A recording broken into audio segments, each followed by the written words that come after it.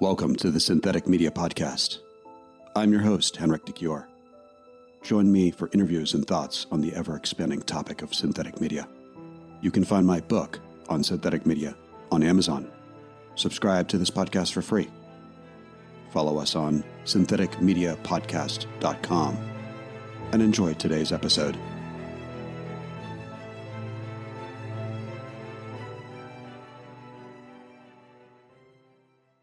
My name is Timo Kunz, and I'm one of the founders of Ep20. We built an infrastructure called API.audio, which allows you to scale audio production. How are you involved with synthetic media? We're in the audio space, so text-to-speech made a humongous step change about 2.5 years ago, and this is actually when we started with Ep20. So from now on, it's pretty much possible to generate very authentic sounding speech from text. So this has nothing to do with what you know from your GPS from a while ago, but it's now actually very fluent.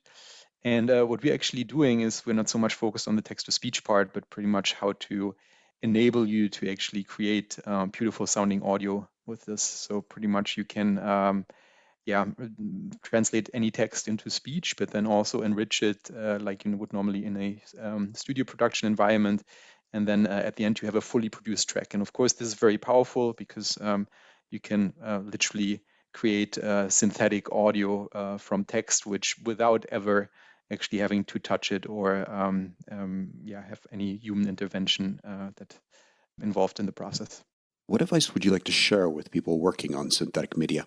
I think one of the biggest challenges, at least for us, is pretty much to open people's mind and think about like what is actually possible with synthetic media. I think we as humans, we tend to when being given a new technology, being pretty much recreating what we know.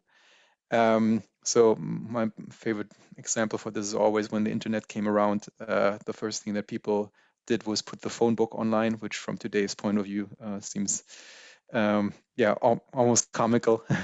So I think with synthetic media, that is the same. So I think there's so many opportunities with like that are being given to us now, whether it being in the video space or in the audio space or anything in between, where you can pretty much have all these great, wonderful new ideas. And however, at the moment, I think we're still stuck in pretty much like recreating what we know or what we normally do in conventional media production.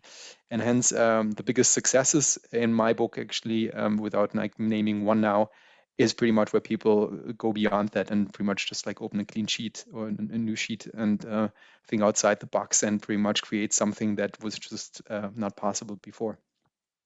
What advice would you like to share with people working on synthetic media? I will always invite people like really to think outside the box. So not to be so hung up about does it really sound, in our case, in audio sound or in video, look like it is real, or it is like, can I still see a glitch or hear an artifact or anything? But just try it, like just produce something and just try it. So one example that I can give you here. So we do a lot in the kids space. Audio is a fantastic medium for kids. So it's not screen time. It really, makes your imagination or makes full use of your imagination. And with synthetic media, you can create like all these new cool things. You can like create personalized kid story where someone is, on this crazy adventure. They can interactively create it. Maybe, their favorite toy and their dog can be part of that story, and so on and so forth.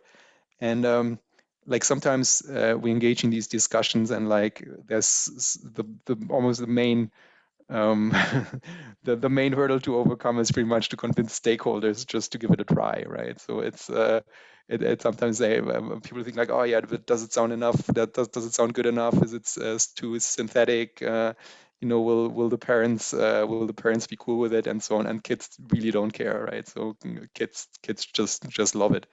And I could extend that these examples in many other ways. So for me, my advice would be, if you have like a super cool idea, just like build it or just try it, put it in front of people and see how they react. Where can we learn more about synthetic media and your work on the subject? Our company is called Ep20. So of course we have a website where we have a bunch of cool examples what we can build. However, as I said, our infrastructure is called API.audio. It's actually really easy to get started. So you can actually just pick up an API key for free. We have all these cool recipes, where we invite people to build with us and do cool variations on it.